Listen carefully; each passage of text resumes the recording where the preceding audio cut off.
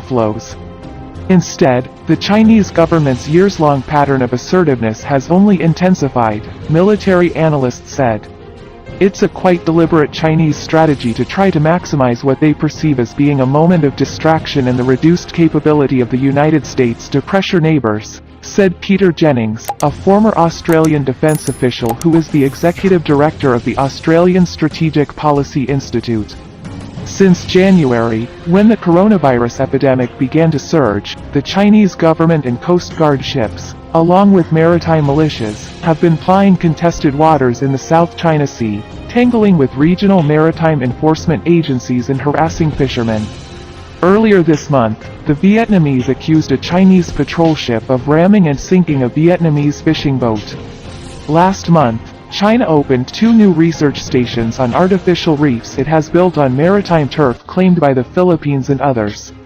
The reefs are also equipped with defense silos and military-grade runways. Over the weekend, the Chinese government announced that it had formally established 2 new districts in the South China Sea that include dozens of contested islets and reefs. Many are submerged bits of atoll that do not confer territorial rights, according to international law. It seems that even as China was fighting a disease outbreak, it was also thinking in terms of its long-term strategic goals, said Alexander Bubing, a professor at the Daniel K. Inouye Asia-Pacific Center for Security Studies in Honolulu. The Chinese want to create a new normal in the South China Sea, where they are in charge, and to do that they've become more and more aggressive. While the Chinese Coast Guard was trying to flex its operating range by going to the southeasternmost corner of the 9-dash line, the Liaoning was conducting sea trials in the South China Sea as well as off of the east coast of Taiwan. The carrier was escorted by 2 guided missile destroyers and 2 guided missile frigates. The Liaoning participated in multiple military drills, although it seems to be in the infancy phase in comparison to the rest of their naval war fighting force. Carrier operations are still a developing facet of Chinese naval war fighting capability. This did not stop them from getting into close proximity with multiple U.S. naval vessels, all while conducting flight operations. Though nothing occurred that would have indicated directly hostile intent toward U.S. forces, they were making sure we knew they were there, and signaling that our presence would not mean they would halt their training in the area.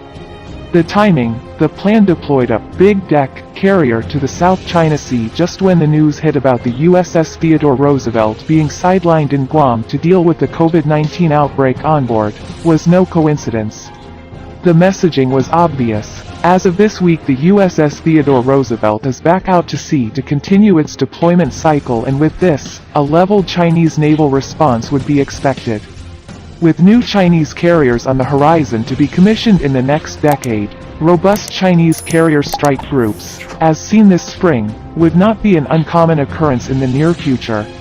Intercepts from Chinese J-15s, the naval variant of their knockoff Su-27 Russian fighter, will start to become routine. This capability extends their fighter ranges significantly farther than aircraft currently conducting intercepts of Western aircraft, which predominantly come from Hainan Island and the Paracel Islands. Intelligence, surveillance and reconnaissance (ISR) flights are likely to be intercepted in uncommon areas as the Chinese carrier deployments become the new normal.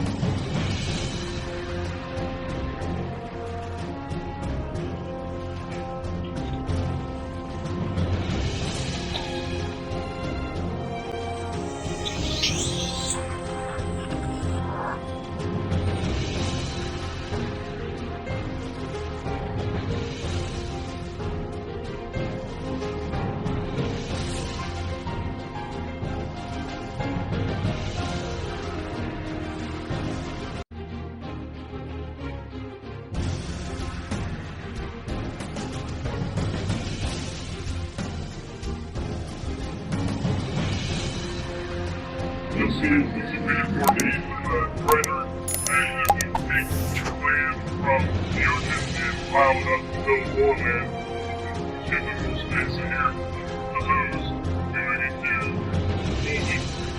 land up for a more area for construction.